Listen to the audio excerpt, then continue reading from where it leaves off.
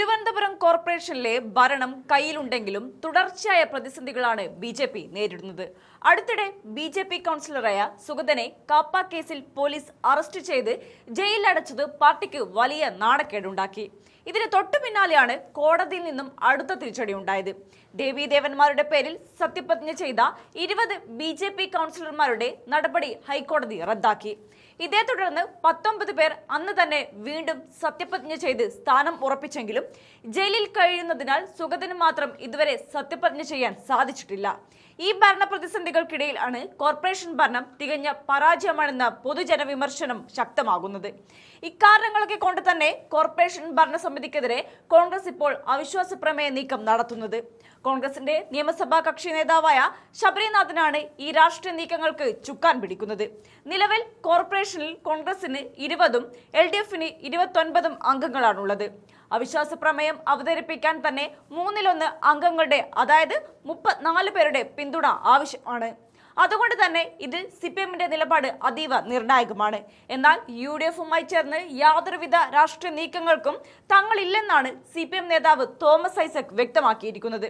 ഇതോടെ CPMും BJPയും തമ്മിലുള്ള കൂട്ടുകെട്ട് കൂടുതൽ വ്യക്തമാവുകയാണ്. CPM ഇത്തരമൊരു നിലപാടെടുത്തത് BJPയെ രക്ഷിക്കാനാണെന്നുള്ളത് ഉറപ്പാണ്.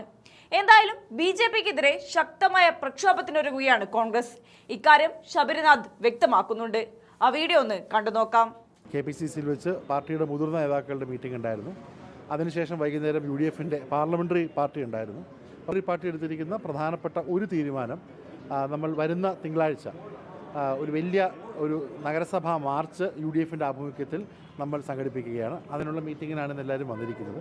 രണ്ടാമത്തെ തീരുമാനം, ഒരു അവിശ്വാസ പ്രമേയത്തിനുള്ള ഒരു നീക്കങ്ങൾ UDF മുൻകൈ എടുക്കുകയാണെന്നുള്ളതാണ്. നിങ്ങൾ മനസ്സിലാക്കേണ്ടത്, കേരള മുനിസിപ്പാലിറ്റി ആക്ടിൻ്റെ 19ാം ചട്ടപ്രകാരം 6 മാസം കഴിയുമ്പോൾ ഒരു കോർപ്പറേഷൻ ഭരണസമിതിയിൽ പ്രതിപക്ഷത്തിന് അവിശ്വാസമുണ്ടെങ്കിൽ, അതിൻ്റെ പ്രവർത്തനങ്ങളിൽ സംതൃപ്തിയില്ലെങ്കിൽ ആ കാര്യങ്ങൾ ചർച്ച ചെയ്യാൻ വേണ്ടി അവിശ്വാസ പ്രമേയം കൊണ്ടുവരിക എന്നുള്ളതാണ് അതിൻ്റെ ഒരു പ്രൊസീജിയർ ഉള്ളത്. അതിൽ 1/3 അംഗങ്ങളുടെ സപ്പോർട്ട് ഉണ്ടാകണം. 34 അംഗങ്ങളുടെ സപ്പോർട്ടാണ് വേണ്ടത്. ഇവിടെ UDFനുള്ളത് നമുക്ക് 20 അംഗങ്ങളാണ്, സ്വതന്ത്രനായ ഒരാളാണ് ഉള്ളത്. അപ്പോൾ UDF മാത്രം വിചാരിച്ചാൽ അവിശ്വാസം കൊണ്ടുവരാൻ കഴിയുകയില്ല. ഈ അവിശ്വാസം എന്ന് പറയുമ്പോൾ അതിനെ 3 ഘട്ടമായിട്ടാണ് നിങ്ങൾ കാണേണ്ടത്. ആദ്യം ഒരു അവിശ്വാസ പ്രമേയം കൊണ്ടുവന്ന് ഈ കോർപ്പറേഷനിലെ തെറ്റുകൾ, നിങ്ങൾ പറയുന്ന പോലെ തന്നെ ഇവിടെ മാലിന്യ കൂമ്പാരമായി മാറിയിരിക്കുകയാണ്. ഒരു കാഴ്ചപ്പാട് ഈ കോർപ്പറേഷനില്ല. പ്രധാനമന്ത്രി വന്ന് വലിയ പ്രോജക്റ്റുകൾ കൊണ്ടുവരുമെന്ന് പറഞ്ഞിട്ടും 6 മാസമായിട്ടും 10 പൈസയുടെ പ്രോജക്റ്റ് വന്നിട്ടില്ല എന്ന് മാത്രമല്ല, ഉള്ള പ്രവർത്തനങ്ങൾ പോലും മുന്നോട്ട് പോകാൻ കഴിയുന്നില്ല. അതോടൊപ്പം തന്നെ ക്രിയേറ്റീവായിട്ടുള്ള കാര്യങ്ങൾ ചെയ്യുവാൻ കഴിയുന്നില്ല. കുടിവെള്ളമടക്കം മരാമത്ത് പണികളടക്കം നടക്കാതിരിക്കുകയാണ്. കോൺട്രാക്ടർമാർക്ക് ബില്ല് മാറാത്തത് കൊണ്ട് ഒരൊറ്റ മരാമത്ത് വർക്ക് നടക്കാത്ത അവസ്ഥയിരിക്കുകയാണ്. അതോടൊപ്പം ക്ഷേമ പെൻഷൻ അടക്കമുള്ള കാര്യങ്ങളുടെ പ്രശ്നമുണ്ട്. ഇവിടെ കോർപ്പറേഷൻ ചെയ്യേണ്ട ദൈനംദിന കാര്യങ്ങൾ ഉദ്യോഗസ്ഥരും ഈ കോർപ്പറേഷൻ തമ്മിൽ ബന്ധമില്ലാത്തത് കൊണ്ട് താറുമാറായിരിക്കുകയാണ്. കോർപ്പറേഷനിലൊരു ആവശ്യം കൊണ്ട് ഒരാൾ പോയാൽ ആ പേപ്പർ ആളുകൾ ഇങ്ങനെ കറങ്ങിക്കൊണ്ടിരിക്കുകയാണ്. ഈ കേസ് താൽക്കാലിക ജീവനക്കാർ, ഏറ്റവും കൂടുതൽ താൽക്കാലിക ജീവനക്കാരുള്ള ഒരു കോർപ്പറേഷനാണ് തിരുവനന്തപുരം കോർപ്പറേഷൻ. ആ താൽക്കാലിക ജീവനക്കാരുടെ രാഷ്ട്രീയമൊക്കെ നമ്മൾ ചർച്ച ചെയ്തതാണ്. അവരെപ്പോലും മാറ്റി അവിടെ പുതിയ ആളുകളെ നിയമപരമായി നിയമിക്കാനുള്ള നടപടികൾ പോലും ഈ കോർപ്പറേഷൻ 6 മാസമായി എടുത്തിട്ടില്ല.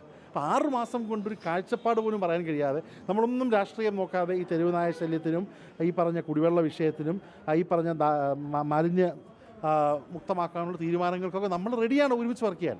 പക്ഷേ എന്താണ് നിങ്ങളുടെ plan? What is your plan? What is your project? നിങ്ങൾ വികേന്ദ്രീകൃത മാലിന്യ സംസ്കരണം എന്ന് പറയുമ്പോൾ എന്താണ് നിങ്ങൾ ഉദ്ദേശിക്കുന്നത്? അതുപോലും പറയാൻ കഴിയുന്നില്ല. ആകെ കഴിഞ്ഞ 2 മാസമായിട്ട് ഇവരുടെ ഓട്ടം സുഗതനെ രക്ഷിക്കാനാണ്. അതുകൊണ്ട് ഈ കാര്യങ്ങൾ പൊതുജനം അറിയേണ്ട ഒരു ആവശ്യമുണ്ട്. അതിന് ഭരണഘടനാ പ്രകാരം, കേരള മുനിസിപ്പൽ ചട്ടം പ്രകാരം പ്രതിപക്ഷത്തിനുള്ള ഒരായുധമാണ് ഈ പറഞ്ഞ അവിശ്വാസ പ്രമേയം. ആ ആയുധം ഉപയോഗിച്ചുകൊണ്ട് മാക്സിമം കോർപ്പറേഷന് തെറ്റുകൾ പറഞ്ഞ് അവർ ഇനി ഭരിക്കുക തുടരുകയാണെങ്കിൽ തെറ്റ് തിരുത്താനുള്ള പ്രക്രിയ കൂടിയാണ്. അപ്പം അതിനുള്ള ഒരു മുൻകൈയാണ് നമ്മൾ എടുക്കുന്നത്. അതിനുശേഷം അവിശ്വാസം വരുമ്പോൾ അതിൽ വോട്ടെടുപ്പ് വരും. ആ വോട്ടെടുപ്പ് വരുമ്പോൾ ഭരണത്തിൽ നിൽക്കുക എന്നുള്ളത് ഭരണപക്ഷത്തിൻ്റെ ആവശ്യമാണ്.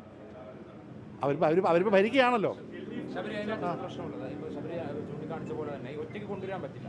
കാരണം 1/3 അംഗങ്ങളുടെ പടക്കം അതിനകത്ത് വേണമല്ലോ. അപ്പോൾ സ്വാഭാവികമായിട്ട് LDFുമായി ഈ കാര്യങ്ങൾ സംസാരിക്കുമോ, അങ്ങനെ എന്തെങ്കിലും? ഞാൻ പറയുന്നത്, ഈ കോർപ്പറേഷൻ്റെ തെറ്റുകൾ കഴിഞ്ഞ 6 മാസമായി തകർന്നിരിക്കുന്ന ഈ കോർപ്പറേഷൻ ഭരണം, നരേന്ദ്രമോദിയും കൂട്ടരും വന്ന് കോടിക്കണക്കിന് രൂപ ഫണ്ട് കൊണ്ടുവരുമെന്ന് പറഞ്ഞിട്ട് 1 രൂപയുടെ ഫണ്ട് വന്നില്ല എന്ന് മാത്രമല്ല, ഉള്ള പദ്ധതികൾ വെളിയിൽ പോയി ഈ രാഷ്ട്രീയ കാര്യങ്ങളൊക്കെ പറയാനുള്ള ഒരു വേദിയാണ് അവിശ്വാസ പ്രമേയം. അതല്ലേ നമ്മുടെ നിയമം. അതിനുള്ള കൗൺസിലേഴ്സിന് റോഡിൽ നിന്ന് മൈക്ക് കിട്ടുന്നതിനേക്കാളും ഏറ്റവും പ്രധാനം സഭയ്ക്കകത്ത് പറയുക, ഇറ്റ് ബി ഓൺ റെക്കോർഡ്. അത് പറയാനുള്ള ഒരു അവസരമാണ് അവിശ്വാസ പ്രമേയം. അതിനുള്ള മുൻകൈയാണ് നമ്മൾ എടുത്തിരിക്കുന്നത്. അതിനുള്ള മുൻകൈയാണ് UDF. ഇവിടെ LDF ഈ കോർപ്പറേഷനെതിരെയുള്ള തെറ്റുകൾ, അഴിമതി, അവരുടെ പിൻവാതിൽ നിയമനങ്ങൾ, അവരുടെ പദ്ധതികളെ ഇല്ലാതാക്കിയത്, അവരുടെ ഒരു മെല്ലെപ്പോക്ക്, ഇതൊക്കെ ജനങ്ങളുടെ മുന്നിൽ നിയമപരമായി അവതരിപ്പിക്കാൻ പറ്റുന്ന ഒരു അവസരമാണ് അവിശ്വാസ പ്രമേയം. ആ അവിശ്വാസ പ്രമേയത്തിനാണ് UDF മുൻകൈ എടുക്കുന്നത്. അല്ല, അവിശ്വാസ പ്രൊസീജിയർ എന്ന് വെച്ചാൽ നമ്മളിപ്പോൾ അവിശ്വാസ പ്രമേയം നമ്മൾ നോട്ടീസ് കൊടുക്കുകയാണെങ്കിൽ അതിനുശേഷം ഒരു നിശ്ചിത സമയ പീരീഡിനുള്ളിലാണ് അതിൻ്റെ ചർച്ചയിലേക്ക് പോകേണ്ടത്. ഞാൻ പറയുന്നത് ഇവിടെ ഭരിക്കാൻ ഞാൻ വളരെ ക്ലിയറായിട്ട് പറയുകയാണ്. ഇവിടെ എന്താ പറഞ്ഞാൽ ഈ ഭരിച്ചാൽ മാത്രം ജീവിക്കാൻ പറ്റുമെന്ന് വിചാരിക്കുന്ന പൊതുപ്രവർത്തകരല്ല ഇവിടുത്തെ UDFിൻ്റെ കൗൺസിലർമാർ.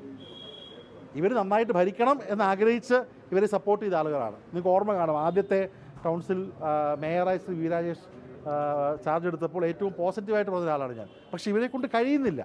അപ്പോൾ അത് ജനങ്ങളെ അറിയിക്കണ്ടേ, ആ തെറ്റ് തിരുത്താൻ അവർക്കൊരു സാഹചര്യം ഉണ്ടാക്കണ്ടേ. അപ്പോൾ അത് ചർച്ച ചെയ്യാൻ പറ്റുന്നൊരു അവസരമാണ് അവിശ്വാസ പ്രമേയം. ഇനി അത് ഞാൻ പറഞ്ഞല്ലോ, അവിശ്വാസ പ്രമേയത്തിന് മുൻകൈ എടുത്തിരിക്കുന്നത് UDF ആണ്. ഈ കാര്യങ്ങൾ ചർച്ച ചെയ്യണമെന്ന് LDFന് തോന്നുകയാണെങ്കിൽ ആ ചർച്ച ചെയ്യാനുള്ള ഒരു പ്ലാറ്റ്ഫോം ഉണ്ടാക്കുന്നതാണ് അവിശ്വാസ പ്രമേയ ചർച്ച. പിന്നെ അത് ഭരണം നിലനിർത്തണോ വേണ്ടോ എന്നുള്ളത് ഭരിക്കുന്ന പാർട്ടിയുടെ ഉത്തരവാദിത്വമാണ്. പക്ഷേ ജനഹിതം നമുക്ക് കറക്റ്റായിട്ട് അറിയാം. നമ്മൾ ആരുടെയും വിഴുപ്പ് അലക്കാനോ മറ്റ് വിഴുപ്പ് ഭാണ്ഡം തൂക്കാനോ ഉള്ള താല്പര്യം UDFനില്ല. പക്ഷേ അവിശ്വാസ പ്രമേയം ഭരണഘടനാ പ്രമേയമായിട്ടുള്ള ഒരു അധികാരമാണ്. അത് പറഞ്ഞുകൊണ്ട് ജനങ്ങളിലേക്ക് കൂടുതൽ കാര്യങ്ങൾ എത്തിക്കുക എന്നുള്ളതാണ്. ബാക്കി മറ്റു പാർട്ടികളൊക്കെ തീരുമാനിക്കേണ്ടത്. അല്ല, നമ്മൾ നോട്ടീസ് ഒപ്പിടണമെങ്കിലും 34 പേര് കൂടുതൽ ഒപ്പിടണമല്ലോ. എന്തായാലും ജനങ്ങളുടെ മുന്നിൽ, ജനങ്ങളുടെ മധ്യേ ഈ തെരുവിൽ കിടന്ന് തല്ലുന്നതിനേക്കാൾ നല്ലത് സഭയ്ക്കകത്തിരുന്ന് 4-5 മണിക്കൂർ കോർപ്പറേഷൻ്റെ കാര്യങ്ങൾ പറയുവാൻ, തെറ്റുകൾ പറയാൻ, സാധ്യതകൾ പറയുവാൻ, ഭരണപക്ഷത്തിന് മറുപടി പറയാനുള്ള ഒരു വേദിയാണ് അവിശ്വാസ പ്രമേയം. അത് ക്രിയേറ്റീവായിട്ട് ഉപയോഗിക്കാൻ ഉള്ള ഒരു മുൻകൈയാണ് UDF എടുക്കുന്നത്. അത് വേണോ വേണ്ടോ എന്നുള്ളത് മറ്റാളുകൾ തീരുമാനിക്കുക. നമ്മൾ മുൻകൈ എടുക്കുകയാണ് ജനങ്ങളുടെ. ഞാൻ പറഞ്ഞു, അവിശ്വാസ പ്രമേയത്തിൻ്റെ 1-ാം ഘട്ടമാണ് പ്രമേയത്തിൻ്റെ കത്ത് കൊടുക്കുക എന്നുള്ളത്. 2-ാം ഘട്ടമാണ് അത് ചർച്ചയ്ക്കെടുക്കുക എന്നുള്ളത്. 3-ാം ഘട്ടമാണ് അതിൻ്റെ വോട്ടെടുപ്പ് വരിക എന്നുള്ളതാണ്. അതിൻ്റെ 4-ാം ഘട്ടമാണ് അഥവാ വോട്ടെടുപ്പ് സംഭവിച്ച് എന്തെങ്കിലും പറ്റിയാൽ പിന്നെയുള്ള വർഷം 4-ാം ഘട്ടമാണ്. അത് ഒത്തിരി സമയം കിടക്കുകയല്ലേ. നമ്മൾ പറയുന്നത് ക്ലിയറാണ്. അധികാരം വേണമെന്നുള്ള ആഗ്രഹത്തിലല്ല ഇവിടെ നിൽക്കുന്നത്. പക്ഷേ ഇവിടെ ജനങ്ങൾ അറിയേണ്ട കാര്യങ്ങൾ, ജനങ്ങൾ അസ്വസ്ഥരാണ്, ജനങ്ങൾ ദുഃഖിതരാണ്. വലിയ പ്രതീക്ഷയോടുകൂടിയാണ് ആൾക്കാർ 50 സീറ്റ് കൊടുത്തത്. BJPയുടെ കോർ ആളുകൾ അടക്കമുള്ള ആളുകൾ ഇന്ന് നടക്കുന്നില്ല എന്ന് പറയുന്നുണ്ട്. 45 വർഷത്തെ പഴയ ഭരണത്തെക്കാളും മോശപ്പെട്ട ഭരണമാണ് 6 മാസത്തെ BJPയുടെ ഭരണം. അതുകൊണ്ട് അത് ജനങ്ങളെ അറിയിക്കുക, ജനങ്ങളുടെ സമക്ഷം ചർച്ച ചെയ്യുക എന്നുള്ള ഭരണഘടനാപരമായിട്ടുള്ള ഒരു അധികാരം കോർപ്പറേഷൻ അംഗങ്ങൾക്കുള്ള ഒരു അവസരം ഉപയോഗിക്കാനുള്ള ഒരു മുൻകൈയാണ് UDF എടുക്കുന്നത്. ബാക്കി മറ്റാളുകളുടെ കയ്യിലേക്ക്.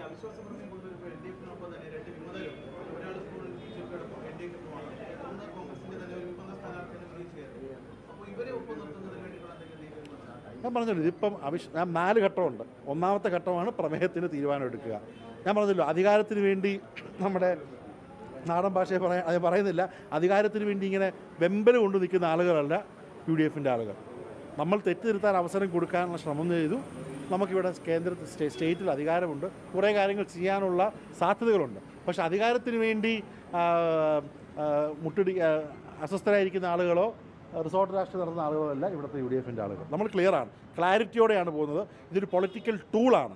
ആ ടൂൾ നമ്മൾ ഉപയോഗിക്കുകയാണ്. അതിൻ്റെ അർത്ഥം മറിച്ചിട്ട് നാളെ ഭരണത്തിൽ വരിക എന്നുള്ളതല്ല.